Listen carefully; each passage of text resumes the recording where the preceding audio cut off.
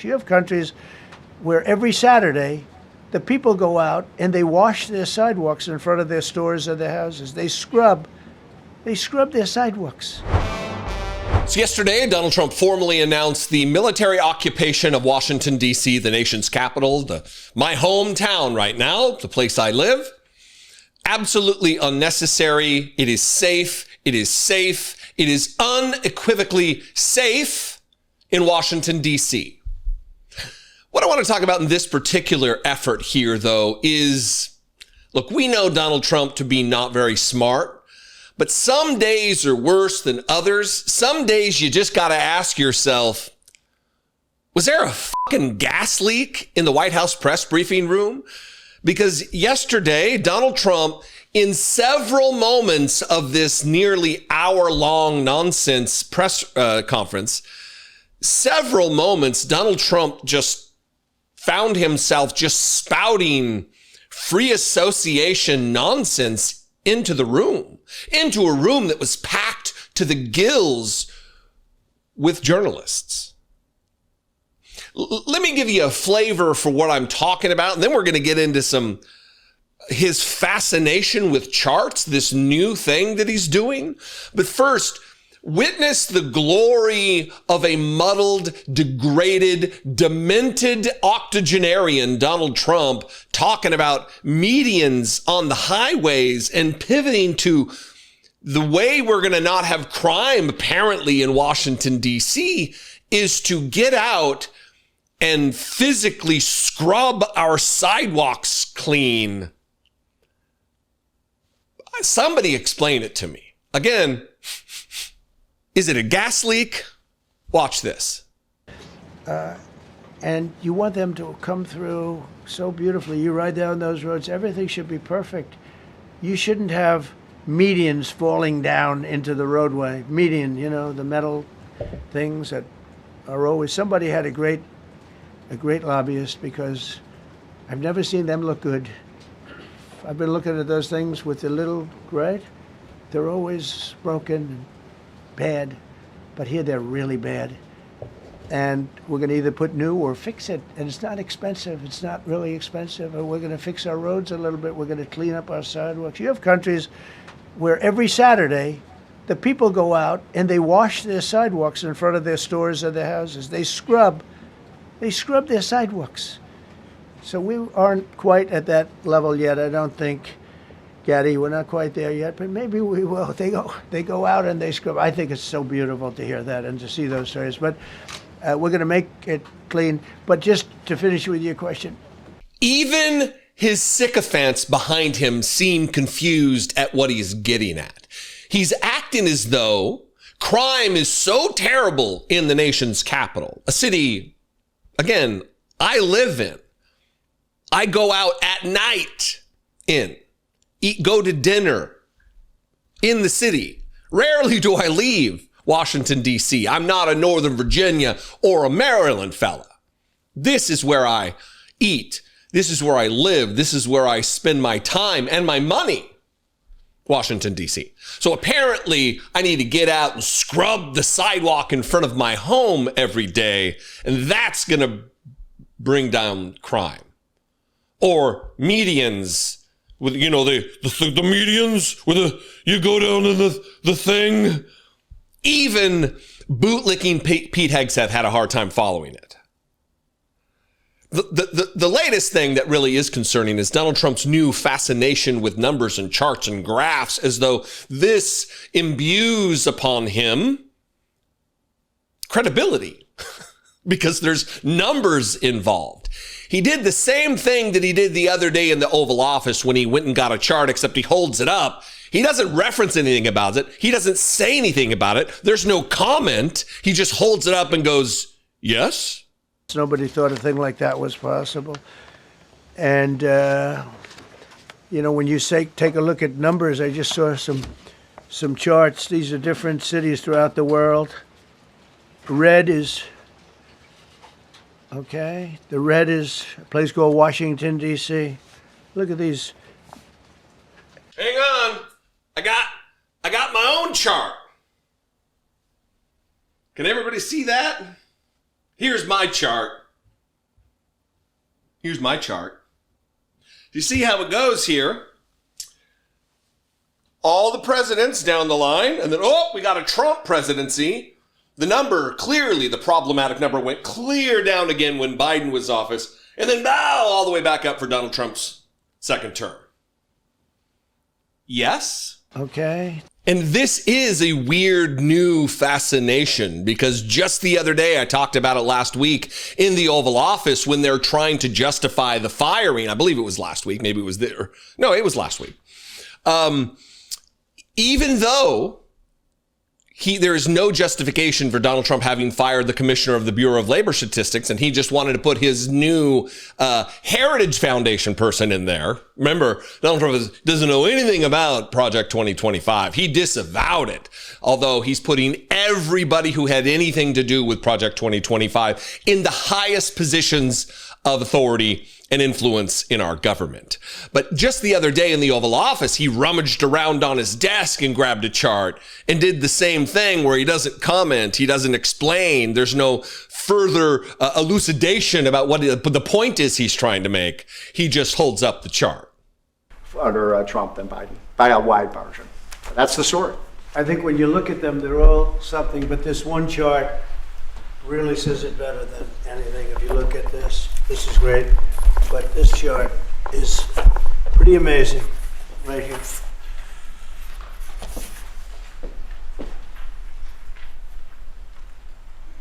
All new numbers. Okay, so we're going to go now over to East Room and we're going to celebrate some very brave people with the Purple Hearts. Yeah, please. Okay, I guess that's it. It's not yes, it's okay. Look, obviously we are no longer on the precipice of authoritarianism. We're not there anymore. We're here. Donald Trump is deploying the United States military onto the streets of Washington, D.C. And as I will get to in later efforts here, in later videos, it's just the beginning. He has said this. He has threatened this against New York City, against Chicago, against Oakland, against San Francisco, against Los Angeles. This would mean we are in a war zone on our streets. I have a pretty high-tech, high-speed, low-drag security system in my home. And let me tell you, it's not for my neighbors that I have that security system. It's for the death threats. It's for the threats of rape and murder that come against myself and my wife on a far too regular basis from Trump supporters. That's why I protect myself and my family's safety with that security system. It's not because of rogue criminals, bands of youths. It's not for thugs. It's not for carjackers and robbers and murderers. That's not what it's about. It's me to protect myself from the acolytes, from the sycophants, from the bootlickers, from the cult members who follow Donald Trump. Anyway, it's nice to be lectured about crime from a convicted felon and credibly accused rapist of children and adjudicated sexual assaulters of women. It's just nice to be lectured. This is an attack on civil liberties, the things that Republicans constantly talk about, but apparently only wearing a mask during a pandemic is tyranny. Militarizing United States cities, the capital of this country, that's okay. You're going to hear a lot of people hand-wringing and trying to justify what Donald Trump did yesterday, announcing the military occupation, the federalization of Washington, D.C. And you're going to hear a lot of people make excuses for it and say, well, it's within the purview of Donald Trump's powers as president of the United States because, after all, D.C. is not a state. D.C. is a district, and it's run by the Congress, and it's controlled by the federal government. That is true, but it's not going to stop there, and it's not conjecture or a prediction on my part. This is just the template. This is just a dry run before these ghouls, these autocrats, these dictatorial fascists overtake blue cities. They're not going to be rushing into St. Louis, in Dallas, where there is a Republican governor. They're not going to do that. It's going to be California. It's going to be New York. It's going to be Massachusetts. It's going to be traditionally blue states.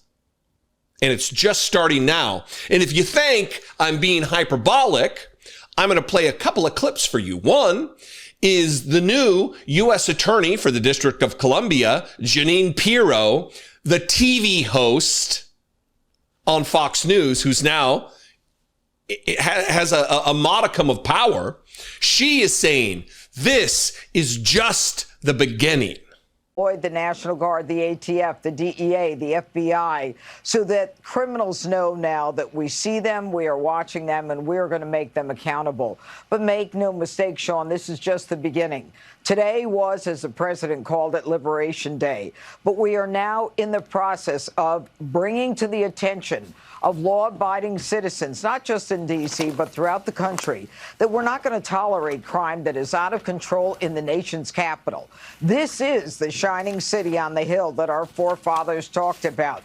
This is the place where Ronald Reagan talked about looking up to. And in the end, it is an incredibly violent area. And, you know, whether crime is up or down, you know, they want to pat themselves on the back and say, gee, it's great. It's not as bad as it used to be. It is horrific. And the reason that that press room today, and the president commented on it, was so packed is because those reporters in that room, and it was packed to the gills, experienced crime themselves. And some of the questions had to do with that very thing. And she is only taking her marching orders from the dear leader, from her boss, Donald Trump, who said as much yesterday in his press conference, his meandering, absolutely demented press conference yesterday, where he said the same things and named some of the cities that I just talked about. And is a threat to America, really. It's a threat to our country. We have other cities also that are bad, very bad. You look at Chicago, how bad it is. You look at Los Angeles, how bad it is. We have other cities that are very bad. New York has a problem. And then you have, of course, Baltimore and Oakland. We don't even mention that anymore. They're so far gone. We're not going to let it happen. We're not going to lose our cities over this. And this will go further. We're starting very strongly with D.C., and we're going to clean it up real quick, very quickly, as they say. And you see, this is how fascism takes hold. Again, we're no longer on the precipice of a move. We shouldn't be like, well, this is all fine now, but, you know, hopefully he doesn't take it a step further. We're here now. We are here now. He has the FBI patrolling neighborhoods in Washington, D.C. He has the ATF out there doing traffic stops. And why? When crime is at 30-year lows. Crime right now, violent crime, is lower than it was than during Donald Trump's entire administration the first time around. He didn't federalize then, when things are far safer now than they were then. He didn't federalize. Wonder why? It's because now all bets are off. The gloves are off. There's no worry about being elected for a third term. He might try to stay extra-constitutionally, extra-democratically, anti-democratically, anti-constitutionally. But he said it here in the press conference, and it was followed by his emissaries, his bootlicking sycophants, his lapdogs like Jeanine Pirro, who in that same interview with Sean Hannity also said the thing he said, but also took away from her point. She says it's never safe enough. We need troops out there. We need the military to be exacting retribution against American citizens. It's never safe enough. But also, New York, one of the cities Donald Trump named, their murder rate is this astronomical number lower than DC's murder rate. What about other cities, violent cities, Chicago and New York City and L.A. and other cities that have defund, dismantled no bail laws? Well, look, our murder rate is like 5 times at least higher than New York City. We've got one of the highest murder rates in the country. We were the 4th largest a couple years ago. It continues. And what we've got here are people that are not even making complaints about the quality of life crimes, whether it's shoplifting or damaging property or an attempt at a carjacking. They don't even call the police. We're not even seeing most of the crime that's occurring. And the clearance rate on homicides, Sean, is a joke. These cases are not being solved. And so the message is, if you want to commit a crime, do it in D.C., because they're not going to solve the case. Bring in someone younger to commit the crime, and we'll end up letting you go because the U.S. attorney can't get her hands on you. That's all going to change under President Trump. We're going to make D.C. safe, and we're going to make it beautiful again. And make no mistake, this president has a constitutional right to protect the people in this district and to make us safe. And until he came along, it was just going along and, oh, yeah, maybe it got a little better this year, but it's never good enough. It's never peaceful enough. And that's the problem. So even if those numbers are true, and I think they're similar, they're close to accurate. I don't know the exact numbers, but they're close. That's not good enough. New York City is in a time of tranquility right now. Fewer than 5 murders per 100,000. I believe that's the number. And not good enough, not safe enough. You can still count on Donald Trump to try to federalize, militarize, occupy the city of New York. If they're doing it here, they're going to do it there. Never enough. This is only the beginning. It is time to wake up. Wake up the people who continue in your lives to make excuses for Donald Trump, to give Donald Trump the benefit of the doubt, to act as though this is anything other than it is, which is the dissension of our government, at odds with the American people, with the interest of the American people, with the well-being of the American people. This is an attack on civil liberties, the things that Republicans constantly talk about. Tyranny, but apparently only wearing a mask during a pandemic is tyranny. Militarizing United States cities, the capital of this country, that's okay. Sending the Marines to Los Angeles, that's not tyranny, even though it violates posse comitatus, even though it violates the law, even though it violates the spirit of how we've operated in this country for 250 years. Stop giving Donald Trump the benefit of the doubt, because you will benefit of the doubt yourself into oppression. We're already here. He's giddy over the prospect. This is authoritarianism. This is fascism.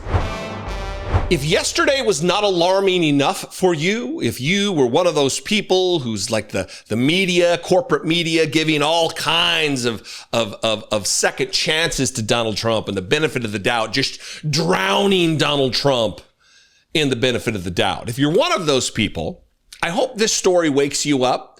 It involves an exclusive reporting from the Washington Post, but also it comes on the heels of something that Pete Hegseth said yesterday on Fox News.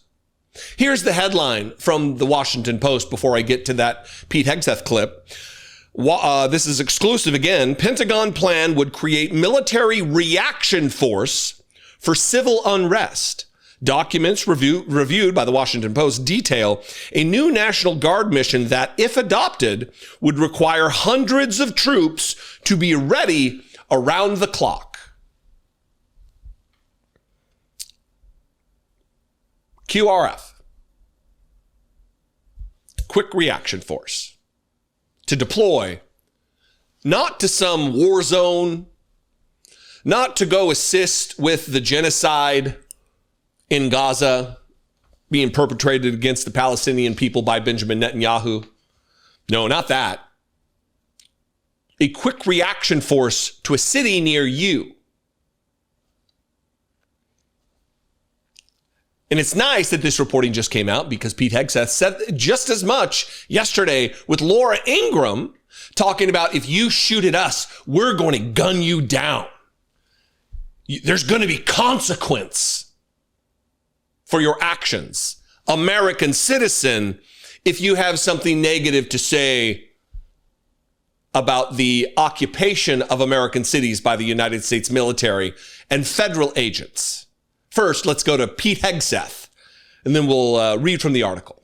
Will the National Guard be detaining Americans on American soil? Under Title 32, which is the authorization they'll be using, they have broad latitude, but they're not going to be involved in law enforcement functions.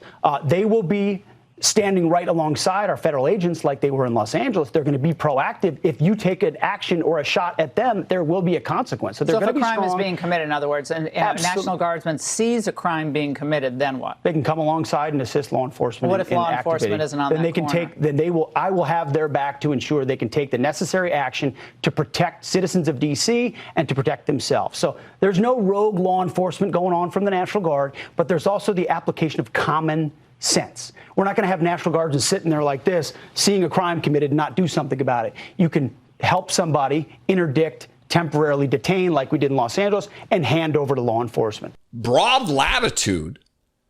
If you take a shot at them, what are you talking about? This machismo nonsense is just, can we give it a fucking rest?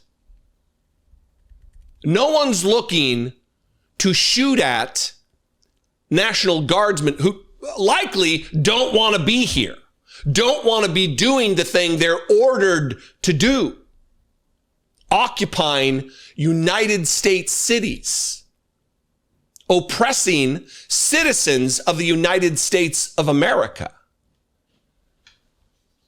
This is from the Washington Post. The Trump administration is evaluating plans that would establish a domestic civil disturbance quick reaction force composed of hundreds of National Guard troops tasked with rapidly deploying into American cities facing protests or other unrest, according to internal Pentagon documents reviewed by the Washington Post. Might I remind Pete Hegseth and Donald Trump that the right to assemble, to redress your government, is enshrined and protected by the United States Constitution in the First Amendment.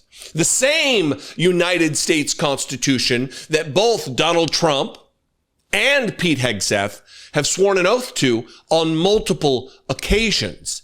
It's the same Constitution that each and every one of the individuals who wear a uniform in the military of this United States, they have also sworn an oath to. All they're doing here is begging for problems so they can come down with an iron fist. We've heard Donald Trump how many times speak glowingly and admiringly, lustfully, jealously about Kim Jong-un and Xi Jinping from China ruling their people with an iron fist. He's giddy over the prospect. This is authoritarianism. This is fascism. The plan calls for 600 troops to be on standby at all times, so they can deploy in as little as 1 hour, the documents say. They would be split into 2 groups of 300 and stationed at military bases in Alabama and Arizona with purview of regions east and west of the Mississippi River, respectively. Cost projections, remember, we're in the era of fraud, waste, and abuse, and we have to be good stewards of the taxpayer dollars. Even though Donald Trump is now building a nearly $250 million ballroom while shutting down USAID, they're projecting this could be hundreds of millions of dollars for this force that at any moment can deploy to United States cities to quell protests, to quell citizens who are exercising their constitutional rights. Cost projections outlined in the documents indicate that such a mission, if the proposal is adopted, could stretch into the hundreds of millions of dollars should military aircraft and air crews also be required to be ready round the clock. Troop transport via commercial airlines would be less expensive, the documents say. That's how deep these plans have gone. They're weighing, should we fly Delta to go usurp constitutional rights and violate people's constitutional rights? Or should we use military transport and have them at the ready 24/7? The proposal, which has not been previously reported, represents another potential expansion of President Donald Trump's willingness to employ the armed forces on American soil. It relies on a section of U.S. code that allows the commander-in-chief to circumvent limitations on the military's use within the United States.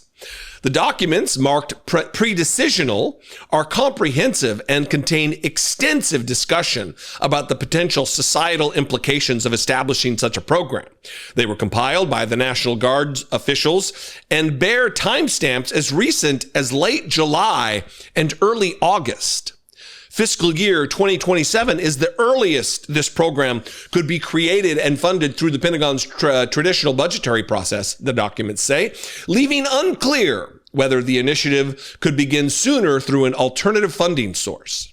And then finally, when reached for comment, of course, nobody has anything to say. It is also unclear whether the proposal has been shared yet with Defense Secretary Pete Hegseth. Spokespeople for the Defense Department declined to comment, and the National Guard Bureau did not return a request for comment. What's it going to be like in 1 year from today? Think about that. Donald Trump, in an unjustified manner, has deployed troops into the nation's capital to occupy, as though we are a foreign nation, as though we are Baghdad in the early 2000s. There is no war zone. There is no predicate for this. This is just a power grab, a trial balloon, if you will, to see how much pushback he gets. So he can replicate this effort in LA, in Chicago, in New York City, in San Francisco.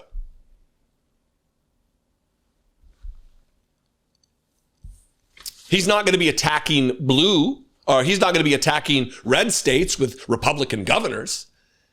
It's going to be a measure of retribution against states that largely did not vote for him, because Donald Trump has a grudge, obviously. Anyway, very important that we talk about this, that we don't stop talking about this, that this one is the ultimate distraction from people talking about the credible accusations that Donald Trump has raped children. His decade and a half long best friendship with Jeffrey Epstein, a notorious trafficker and abuser of kids. Donald Trump's good buddy. He used to raise a terrific guy, Donald Trump says. This is the ultimate distraction from that. I mean, he's upping the ante as we go day by day. How far do I have to go until Epstein stops being a thing we talk about? That's what he's doing here. Anyway, what do you think? I invite you to this conversation. We can have it right below this video in the comments. You can also call the voicemail line 714-576-4054. And of course, as always, you can email me daily@dollemore.com. Don't let this story out of your sight. Also, don't let Epstein out of your sight. These things need to continue to be talked about. Share this video, share these stories, share the source on the Washington Post articles, share the clips on Twitter and Blue Sky, wherever you are. We need to keep the heat on Donald Trump and his fascist lapdogs. The earliest desires of his boyhood heart were to be the bully that he could. He's now the president of the United States, the commander-in-chief of the most powerful military the earth has ever known, with retribution in his mind and heart. Donald Trump obviously thinks he's a king. But did you know? He also thinks he's a whimsical, magical king. That when he gives an order, all of a sudden people magically disappear from the crimes they were committing. Yesterday, he went on this wild rant about protesters who were tearing down statues. And then the mob was heading to Thomas Jefferson. And then he signed an executive order. And then all of a sudden, all the people knew about the executive order in real time and stopped doing what they were doing so abruptly, so rapidly, that the ropes still hung from the statues. What? He also says that there's a statute out there that he's not statue, but statute out there that he revitalized. They re-signed it into law, even though it was already a statute that didn't, it's on the books. You don't need to create it the exact same law. And in it, if you even think about touching a statue, if you even have the thought into your brain, what am I thinking right now, Donald Trump? Are you going to criminalize my thoughts right now, Donald Trump? You know what I'm thinking, Donald Trump? It's not about statues. What am I? Oh, yeah. Yep. I could do that. I could do that thing and all of this would stop. What? Wait, I have another thought. Yes. I'm at risk of prosecution, everyone. I'm risking 10 years in jail, maybe more, for the thoughts I just had. From our magical, mystical, wonderful King, Donald Trump. This is a little longer of a snippet than I normally play, but every single word of this is wildly alarming. From the tidbits about the 10 years and the thought crime stuff to just his recreation of history, Donald Trump is an addled, demented octogenarian who is hell-bent to, before he dies,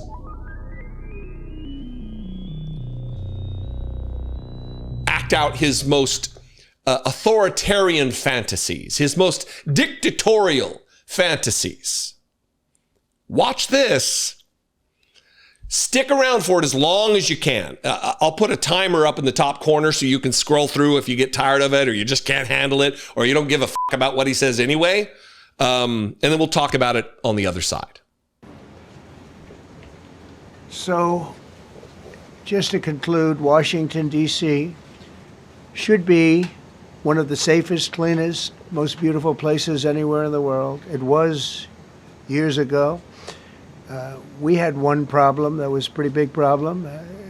The radical left got out of control and they started trying to rip down statues. And I said, let's go pass a law real fast. We're going to do it real fast. But we were blocked by the Democrats who do not want safety. Nobody gets it. I don't get it.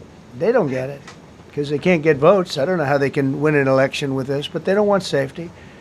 And I found an old statute, very old, early 1900s, that said if you so much as touch or even think about destroying a statue or a monument in Washington, D.C., you go to jail for 10 years with no probation, no anything. In other words, slightly different than we have today. Today we have cashless bail.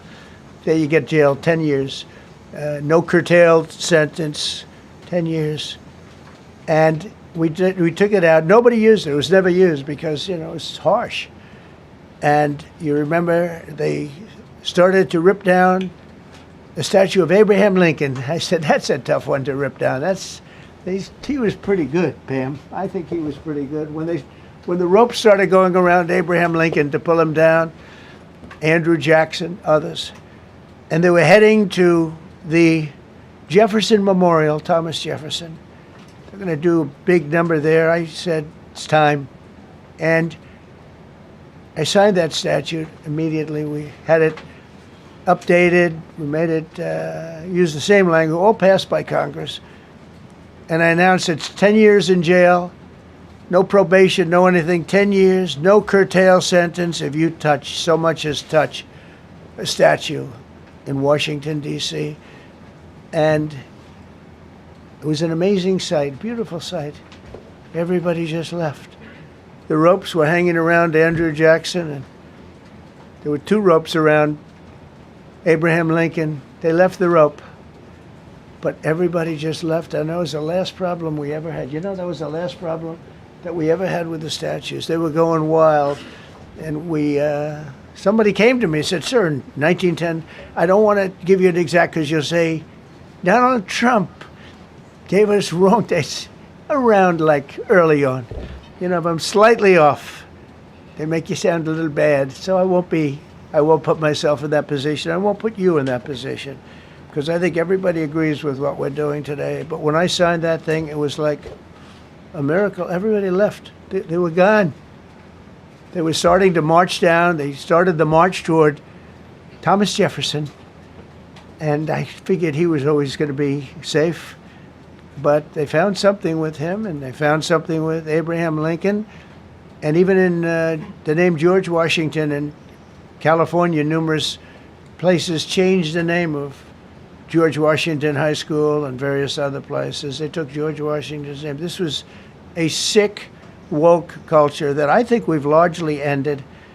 And a lot of those people that were woke are now turning out to be the opposite. I won't go so far as to say MAGA. It's a very special category. But they've gotten out of that. Name me one part of that was accurate. What is happening? What is that? The ropes and Lincoln and Thomas Jefferson and the statute and 10 years. And if you think about it, it's just rambling, meandering. I would say free association, but it's not even that. It's Donald Trump repeating the hits, but he's cramming them all together.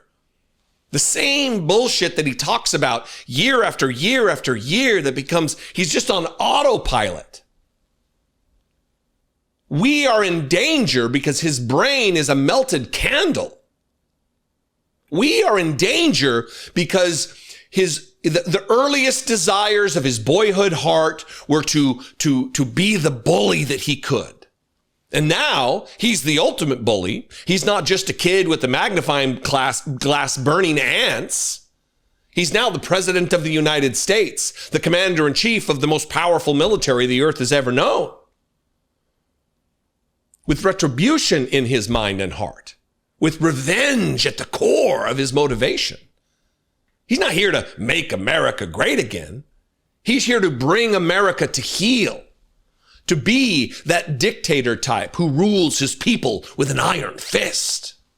But he can't talk about it himself because he's either too stupid or just doesn't hold him from, he's like a goldfish with a shitty haircut.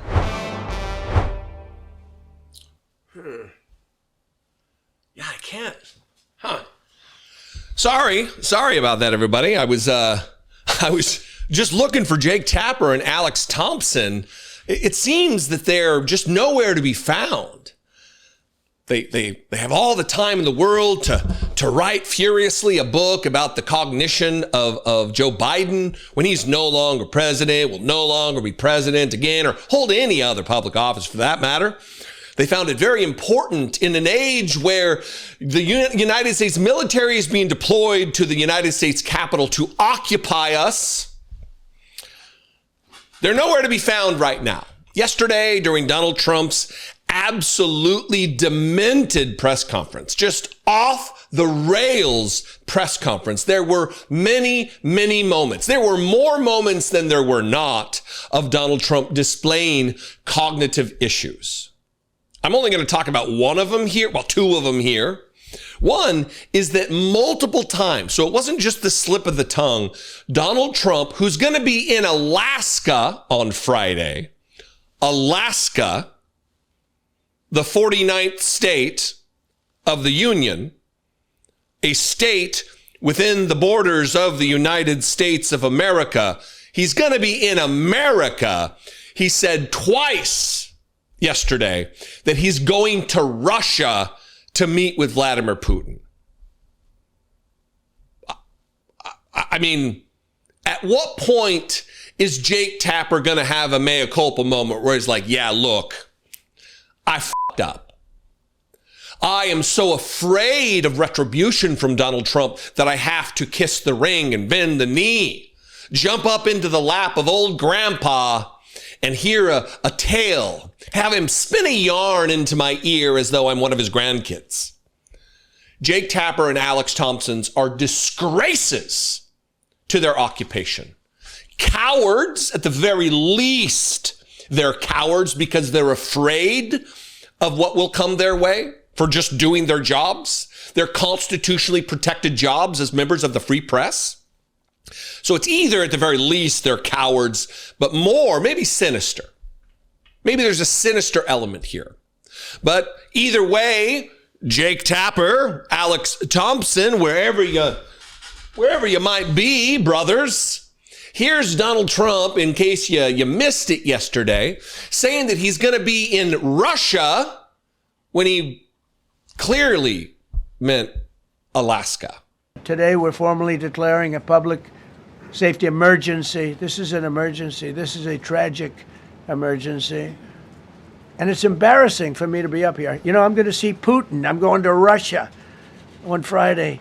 I don't like being up here talking about how unsafe and how dirty and disgusting this once beautiful capital was. Yeah, and it wasn't even the only time. Again, it wasn't a slip of the tongue. This is something that he has impregnated into his brain, that he's going to be in Russia talking to Vladimir Putin. This came at the end of the press conference.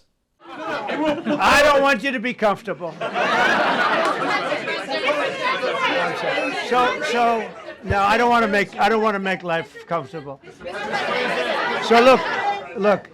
Let's just do this. Let's do this. It's going to be a big thing. We're going to Russia. That's going to be a big deal. What happens, happens. I'll let you know what happens. You'll be the first to know. I mean, it's one thing when you have to worry about a despot, about a tyrant, about someone in Donald Trump's position, but it adds a whole layer of complexity and worry when they're also suffering cognitive decline at a level that we just haven't seen before, to use Donald Trump's phrasing. At a level, from the standpoint of dementia, it's really high. Goo. And it culminated also in a moment where Donald Trump wanted to talk about some of the executive orders that he had just signed, but he can't talk about it himself because he's either too stupid or just doesn't hold him from, he's like a goldfish, like with a shitty haircut. And he brings out his nursemaid, Will Scharf, again, the guy who serves the only role is to explain to Donald Trump the things that he just signed, or to explain to Donald Trump what he's getting ready to sign. And Donald Trump brought him out to the podium to explain to the American people, to Donald Trump, the things that he signed. If I could, I just signed some executive orders. I'd like to have Will please come up and we'll let the people know what we signed. Do you want to put them down? Yes, sir. Go ahead. A short while ago in the Oval Office, President Trump signed two crucial executive actions to deal with the emergency crime conditions we currently face in the District of Columbia. The first of these was an executive order, as President Trump said before, invoking his powers under Section 40 of the Home Rule Act to take federal control of the D.C. Metropolitan Police Department. Along with that executive order, President Trump signed the statutorily required notification letters to Mayor Bowser and to the relevant House and Senate committee leaders. The second major executive action that President Trump signed was a presidential memorandum directing the Secretary of Defense to utilize the National Guard to address the conditions we see on our streets here in D.C. It also authorized the Secretary of Defense to work with state governors to utilize their National Guard units if necessary as well. These are bold, decisive steps intended to combat the out-of-control crime conditions we've seen on D.C.'s streets for far too long. And I, for one, am deeply proud to be part of an administration that's finally coming to terms with these issues, sir. Thank you very much. Sir. Thank you. So again, the media missing the moment. Corporate media selling us all down the river to protect themselves, up to and including Jake Tapper and Alex Thompson. I hope the money was spent well. I hope maybe you added to your kid's college fund, or maybe you bought a vacation home that's super nice. Maybe you can build a bunker below it for when Donald Trump comes for you, because it's not going to save you that you wrote a book about Joe Biden, Jake, Alex, you will not be saved from the fascism. You will not be saved from the totalitarianism, the authoritarianism, from the military occupation of the city you live in, Jake Tapper, Alex. You both live here in the city. You will not be saved. Hopefully, the damage that you wrought upon Joe Biden was worth it, because you're ignoring the fascism and having us look backward to a thing that really didn't even happen, right? Fantastic. Beautiful job, gentlemen. Beautiful job. Ushering, laying out the red carpet for the tyranny. Welcome it with open arms. Beautiful. Demented autocrat. The largest crime event that has happened in Washington, D.C. in recent memory has been Donald Trump attempting to overthrow the United States government, dispatching a violent insurrectionist mob. You know, speaking of corporate media selling all of us out, speaking of corporate media not just not doing their jobs, they're the only occupation listed as protected by the United States Constitution in the First Amendment, not restricting the free and fair press. They are now working in solidarity with the dear leader to cover for him. I have two clips here, each one more alarming than the last, but let's start. Maybe that's not even true. Maybe I'm starting with the most alarming. Let's start with Morning Joe, the absolute weakling, just a moral, ethical coward, a physical weakling who bent the knee and kissed the ring of Donald Trump before he even took office. Ran to Mar-a-Lago with Mika Brzezinski to, we honor you. We prostrate ourselves before you, dear leader. Morning Joe here to kiss your ass. And he's still doing it. Because after Donald Trump occupied the city with troops yesterday, the city in which I live, Washington, D.C., the absolutely safe city, Washington, D.C. I mean, how many times do I need to share these charts? These are from the Washington Post. Violent crimes in D.C. have been on the decline since 2023, reports show. The rolling crime rate per 100,000 in D.C. has fallen to its lowest point since before the pandemic. The crime is lower now. Violent crime is lower now than it was when Donald Trump was in office the first time, when he didn't send in the military, when he didn't. This is about protest. This is about authoritarianism. Homicide rates in D.C. have been in decline since the 90s. And this is where this clip is going to come in, because this is when Joe Scarborough lived here, when he was a congressman for like 5 minutes that he was in office. This is when he lived here, when things were markedly worse crime-wise than they are now. But you'll hear him here acting as though this is just like it was when I was there. All of these liberals, they're also saying it's really bad. They agree with Donald Trump sending in the National Guard. This is necessary, he says, to back the play of fascism. Corporate media is not your friend. Watch this. But man, I don't care what the crime statistics say. All right, record scratch. Do we have a record scratch? Did you play a record scratch? You don't care what the crime statistics say? That's it? So let me say this. I'm going to play the rest of the clip. We'll just re-rack the clip and start it from the beginning.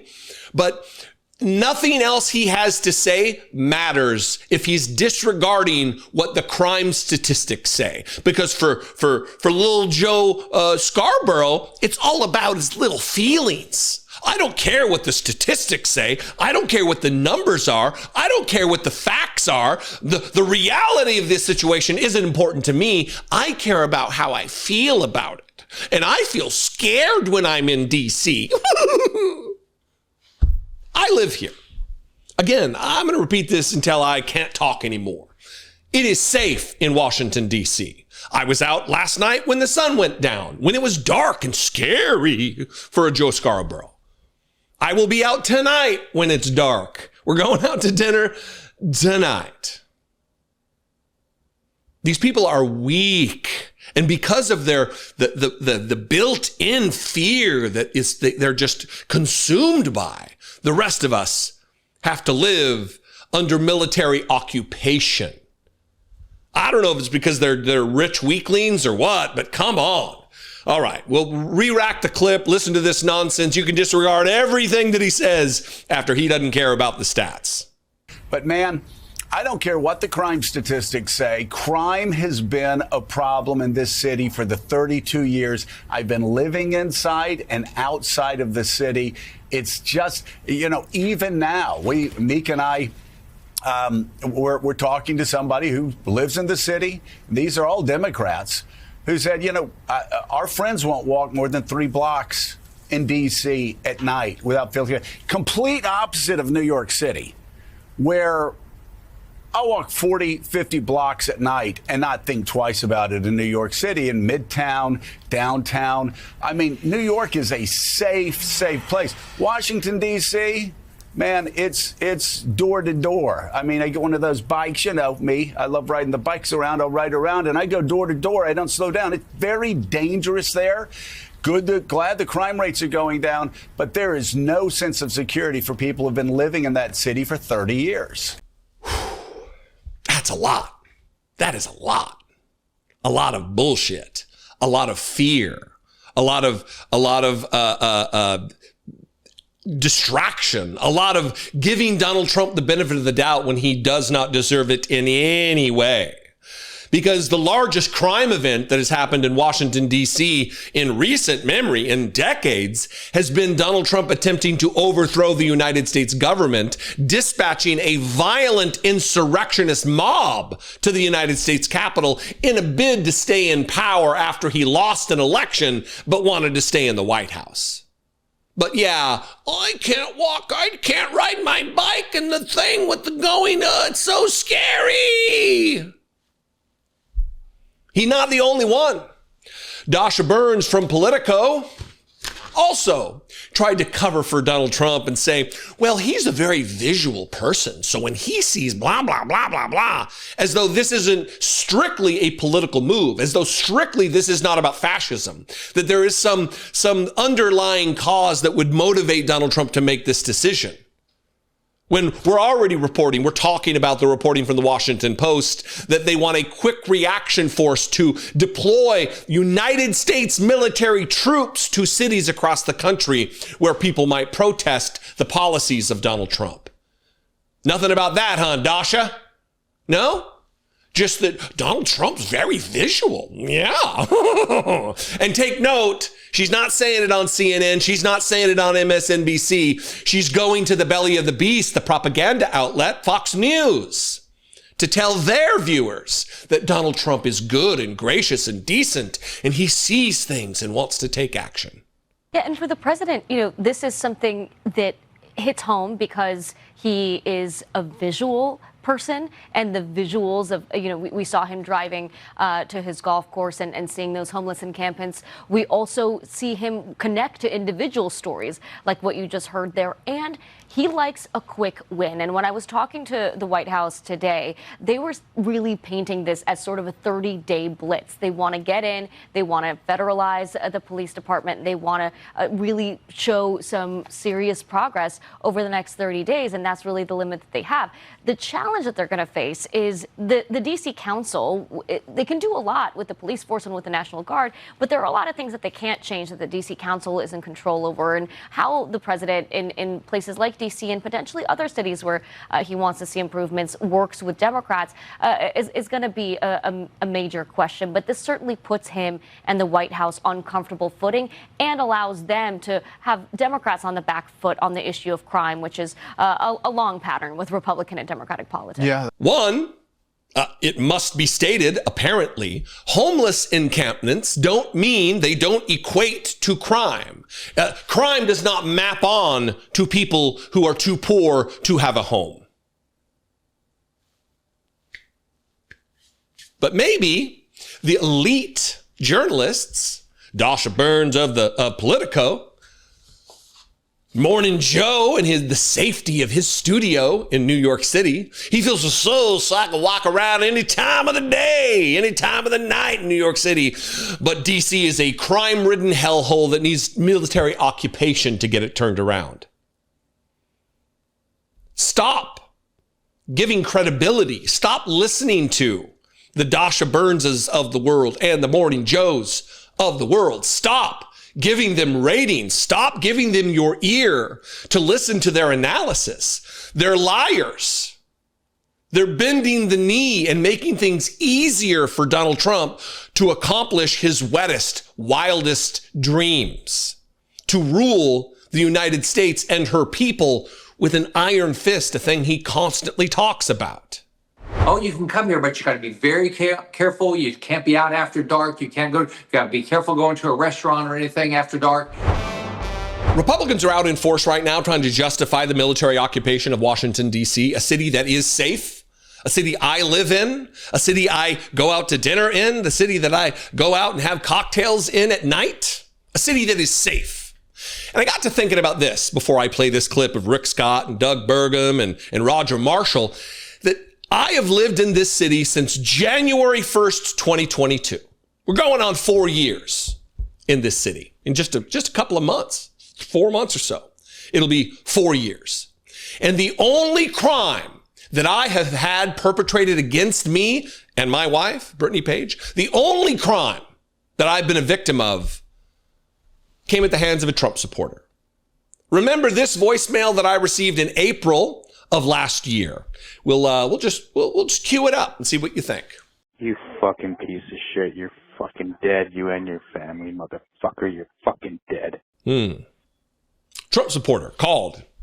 He told the cop that he watched a video of mine and it upset him to the point that he thought he would call to voice his frustration with my opinion about the dear leader, and instead threatened to murder me and my family. That was crime number one. Crime number two, it came as a second charge when he pleaded guilty to these crimes. The other one, that was at 11/19 last year in April. This was at 11/23. Your wife is an ugly fucking cunt. We're gonna rape that fucking ugly bitch and kill her, you cocksucker. Yeah.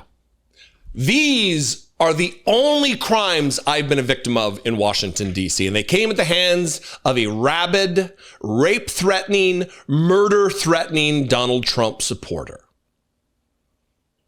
No carjacking. No vandalism. My house has never been broken into. I don't worry about those things. The crime I worry about comes at the hands of Donald Trump supporters, the violent, frothing cult members of Donald Trump. Yeah, anecdotal, absolutely.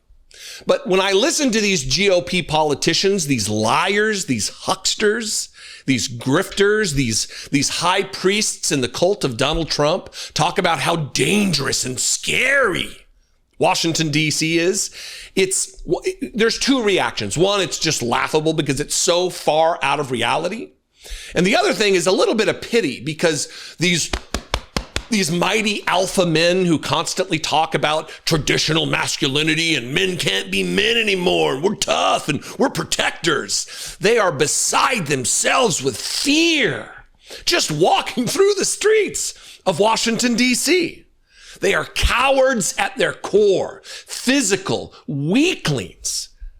I mean, even Big Balls, which set this whole thing into motion, the former Doge staffer who now works for the Social Security Administration, he was punched in the face by a teen, by a child, like a 15-year-old girl punched him in the nose because he's such a weakling. And this is just the embodiment of Rick Scott and Doug Burgum and Roger Marshall. We'll start with Rick Scott. President Donald Trump has now invoked the home rule designation. He is federalizing Washington, D.C. and, quote, we will bring the military if needed. You spend a lot of time in Washington, D.C. Is D.C. safe, number one? And then number two, do you support this move by President Trump? Well, first off, D.C. is not safe. People don't just walk the streets in D.C. and feel safe anywhere around D.C. I mean, I've got to be careful in what I do, but I've got people in my office that are very careful about where they go. So this is great what Donald Trump is doing. I'm on a bill with Mike Lee that Congress would take this back. So the president is doing what Congress should be doing. We should be taking this back. So I'm very thankful. Guess what? This is going to be a place where I can tell my grandkids, hey, you want to come here and enjoy the city now. Before I would have to say, oh, you can come here, but you got to be very careful. You can't be out after dark. You got to be careful going to a restaurant or anything after dark. So he's going to change dramatically, DC. It's going to be great. It is a symbol of national decline and a mockery that our nation's capital is more dangerous than Bogota, Mexico City, Islamabad. Washington, D.C. is more dangerous than Mexico City, Bogota, Islamabad, Lima. I mean, it is a disaster. And I think we should give Washington, D.C. to Maryland for a very important reason. It takes off the 51st state conversation, except for the national monuments. One, it must be said that all of the B-roll shots that they show while Rick Scott was whining about how afraid he is of everything, that was just tents and homeless people. That was people who are languishing in poverty because their government will not help them, will not lift them out of poverty and assist them in their most dire time of need. Homeless people aren't the cause of crime. Either it's the children who are beating up big balls or it's homeless people. Either it's the 15-year-old girl who was arrested on the scene when Big Balls was punched in the nose, or it's the tent-dwelling homeless people who are just too poor to have a roof over their head. But this is about demonizing and otherizing other Americans. That's what this is about. And let me tell you, people do feel safe to walk the streets of Washington, D.C., Rick Scott. Those of us who aren't paralyzed by fear in a safe city. Let's move on. Donald Trump's Interior Secretary, Doug Burgum, he had similar things to say in an interview on, shocker, Fox News. It is true, as Alexandria Hoff was pointing out, the crime is down in Washington, D.C., still above pre-pandemic levels. But I don't expect that's much comfort to people like the parents of Eric Tarpinian Yakum, who was gunned down and killed in that drive-by shooting back at the beginning of July. Well, that's exactly right, John and Sandra. Great to be with you. President Trump, compliments to him again for his leadership. These comments made by the other party are tone deaf to the actual reality of living in this city, and ask any young people that are coming here to try to work for the government. It's already one of the most expensive cities in the world, but it's also now one of the most dangerous cities in the world. And that does impair the function of government. President Trump has every right to declare an emergency. And how Interior is involved is because the U.S. Park Police, which is the nation's oldest federal police organization, formed by George Washington in 1791, has responsibility for the National Mall and all the triangle and circle parks that spread across the D.C. metro area, as well as the parkways that extend into Maryland and Virginia. So they've been on the tip of the spear. And I tell you, the rank and file of the Park Police, the U.S. Park Police, is so happy with President Trump because they're now having a leader that's willing to support enforcing the laws. Under President Biden in this system, many of these federal law enforcement agencies were hamstrung. And already, since President Trump wrote an EO in March 27th of this year declaring that the D.C. was going to be made safe and beautiful, the U.S. Park Police have removed 70 homeless camps that were allowed to exist under the Biden administration and has taken down over 80 instances of graffiti across our beautiful monuments. Donald Trump has a right to declare an emergency. There's no emergency to declare, Doug. Secondly, thanks for the assist, John Roberts, the propaganda assist. Yeah, murders happen even in rural areas. And if we're going to send the military because one person got killed, tragically, unjustifiably, then what kind of a country are we? We need to run on higher level statistics and where the crime trend is. And how do we deal with there are complex questions here that require complex answers. They don't require military deployment. the federalization of the city. What happened to the 10th Amendment? All of these people are always yammering about. All of these Southerners, yeah, the 10th Amendment, states' rights, y'all. That's why the Civil War's fought. It's not hate, it's heritage. What happened to that deeply rooted heritage about protecting the sanctity of states' rights? That any power that is not specifically granted to the federal government or specifically not granted to the states is for the states to possess and wield. What about that? That's the 10th Amendment. That's a paraphrase of the 10th Amendment.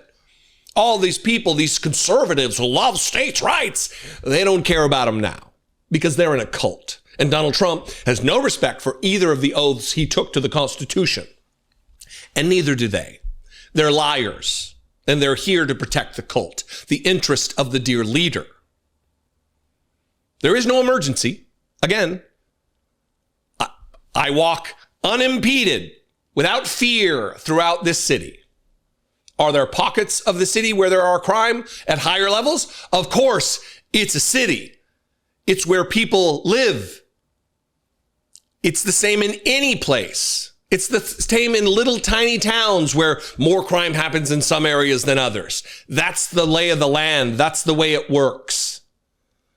Let's finish with this doozy from Roger Marshall. Some people just shouldn't be given a microphone to talk. And Roger Marshall is one of these guys. Every time he opens up his fucking mouth, something stupid falls out. And it's no different with this clip, propagandizing for Donald Trump. That these crimes are going to go down. Again, another one of my staff members, his car was parked in front of his apartment, just like 6 blocks from the Capitol, riddled with gunfire from a gang fight. Every week, I hear of some staffer being hurt. We spent one of our steering committee meetings talking about what should we get our employees to protect themselves when they're walking home. This is our nation's capital, for crying out loud. This is where you bring your family and you become a patriot, and it's not safe to be here. So again, I'm just saluting President Trump. More power to him to do whatever it takes to secure our nation's capital. Thanks, President Trump. This is the nation's capital where you bring your family and become a patriot? What? Roger, are you okay? The thing I worry about right now, the thing I'm afraid of is that I need to get on the phone here and I need to call the authorities, the emergency personnel to do a welfare check to make sure you're okay. What are you talking about? United States Senator. Because your conservative staffers are afraid of DC doesn't make it a thing to be afraid of, doesn't make it dangerous. Your psychic and psychological frailty is not of concern to the rest of us who operate like normal human beings in a city. DC is safe. The stats bear that out. Crime is on the decline. Crime is lower now than it was when Donald Trump was in office the first time. Anyway, all of these idiots. What do you think? I invite you to this conversation. Comment below in the comment section wherever you see this video. You can also call the voicemail line 714-576-4054. And of course, as always, did I say as always? I mean, as always, you can email me the old-fashioned way, daily@dollemore.com. Please consider supporting this work, helping produce this program. You can do that for $2 a month. Click the join button below the video on YouTube. I think there's a subscribe button somewhere on Facebook. You can also more betterly, even betterly, so much betterly.